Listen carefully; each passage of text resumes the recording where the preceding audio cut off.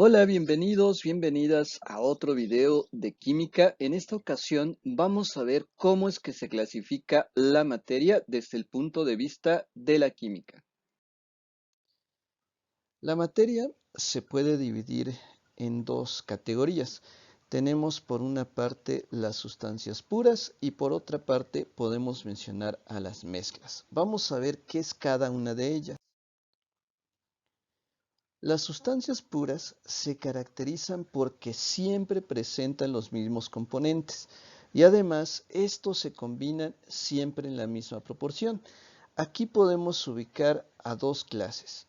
Los elementos, que son las sustancias puras más sencillas y que por lo mismo no se pueden descomponer en otras, y tenemos a los compuestos. Los compuestos se forman por la combinación química de dos o más elementos. Los elementos químicos son considerados sustancias puras, son las más simples de todas, ya que no se pueden descomponer por medios físicos o químicos, aunque sí se pueden descomponer mediante procesos nucleares. En la tabla periódica es en donde encontramos clasificados a todos los elementos químicos y los podemos dividir en tres clases: en metales, como el caso del oro; no metales, como el caso del carbono; y metaloides, como el caso del germanio. Así que recuerda que a los elementos químicos los representamos mediante símbolos y están clasificados en la tabla periódica. En el caso de las sustancias puras, ya te mencioné que se forma por la combinación química de dos o más elementos. Los compuestos se representan mediante fórmulas químicas, las cuales pues llevan subíndices, llevan letras mayúsculas y también letras minúsculas. Algo importante aquí es que los elementos que forman un compuesto pierden sus propiedades originales y generan propiedades nuevas, de tal manera que las propiedades del compuesto pues son diferentes de las propiedades de los elementos individuales. Entre estos ejemplos pues tenemos el caso del agua, un compuesto químico muy abundante, muy común. Está el óxido férrico y tenemos también aquí un combustible, el caso del butano. A los compuestos químicos los podemos dividir en dos clases.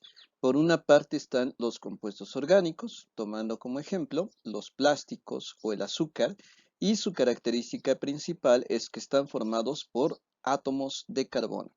Y tenemos a los compuestos inorgánicos, como el caso del vidrio o del agua, o también al dióxido de carbono, que estos no tienen como principal componente al carbono. Ahora, para el caso de las mezclas, en ellas la composición es variable. Los componentes conservan sus propiedades individuales y se pueden separar usando métodos físicos. Sin embargo, la proporción en que estos componentes se mezclan, se combinan, puede ser diferente. Las mezclas se dividen en dos: en mezclas homogéneas y en mezclas heterogéneas. Las mezclas homogéneas se caracterizan porque solo presentan una fase.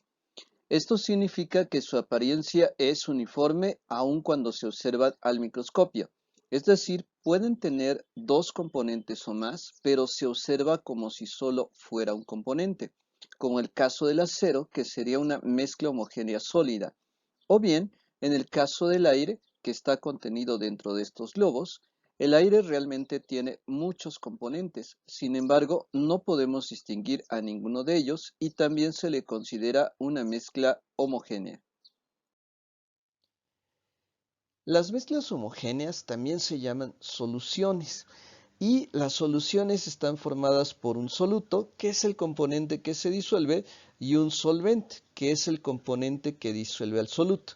También podríamos decir que el soluto es el componente que está presente en menor cantidad y el solvente el que está presente en mayor cantidad. En el ejemplo que observamos aquí, la sal es la que se disuelve en el agua. Entonces, la sal sería el soluto y el agua es el solvente. Las mezclas heterogéneas, a diferencia de las homogéneas, presentan dos o más fases. Es decir, que podemos distinguir por lo menos dos componentes, como el caso del pastel, que podemos observar los distintos componentes que tiene, o cuando intentamos disolver el aceite en el agua, sabemos que el aceite no se disuelve y podemos distinguir en dónde está el aceite y en dónde está el agua.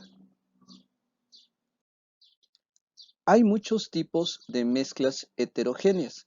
Aquí tenemos algunos casos, como los coloides, que están formados por partículas muy pequeñas que se encuentran en un medio dispersante.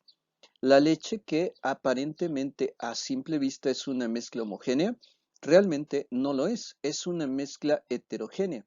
Cuando la observamos utilizando un microscopio, podemos observar partículas como las que tenemos aquí, es decir, la leche sería un ejemplo de un coloide.